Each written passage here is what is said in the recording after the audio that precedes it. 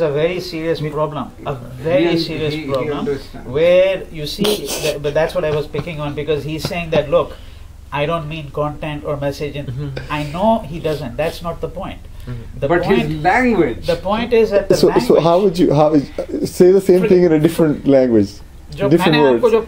The 15 minutes I spent explaining that, did you hear once the word content or message? Once? But these are okay. We are captive to these. From a poetry point of view. From a poetry point of view. But here's where I'm coming from. What serious problem? So okay, let me ask you this. I know it's a serious problem. Serious problem? But let me ask you this. Where I'm coming from is this. Okay, when I watch TV, I'm looking at the message and the content, but not from a marketing point of view. I'm looking at it from a quality point of view. So how would you quality control चाहिए होगा उसके बाद what words would you use for that? When I listen to music, I'm evaluating how rich is the content.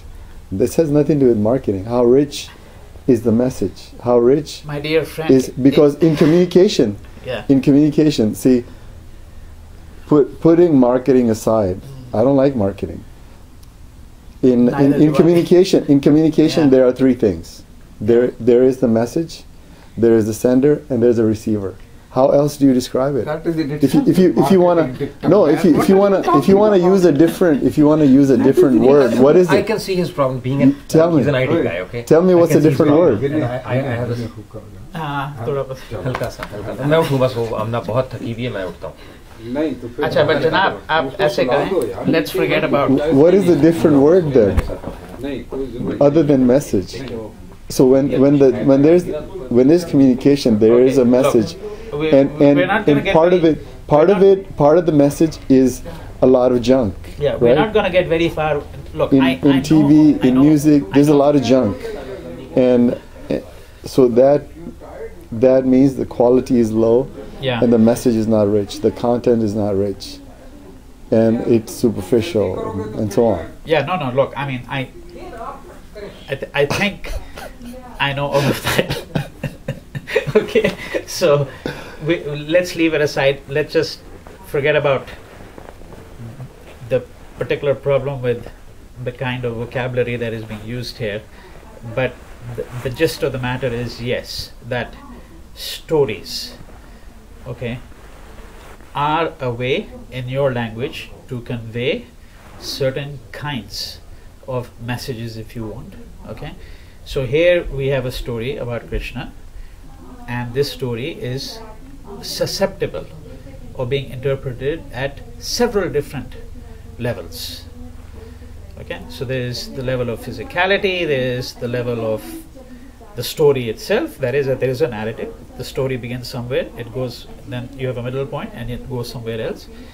It can be interpreted at the level of allegory, that is that it's not a story about the love of the gopis for Krishna or Krishna for the gopis alone, that is man for woman and woman for man. It's a story of the love that human beings have for the divine, for God. So that would be the allegorical reading, right?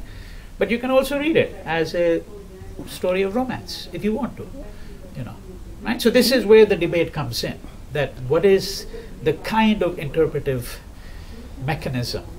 So right? so as that part of the story which is like what was the word you used?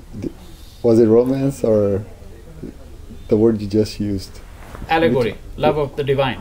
But on the other hand, on the between humans. Yeah, the love of human for the divine.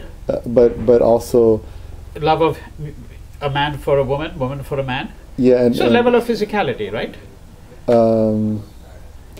So you're calling it love and well, that would be not romance. Well, that you could call it that. The problem may have to do with how the word romance is captured, because I think in the West, romance includes sexuality, definitely.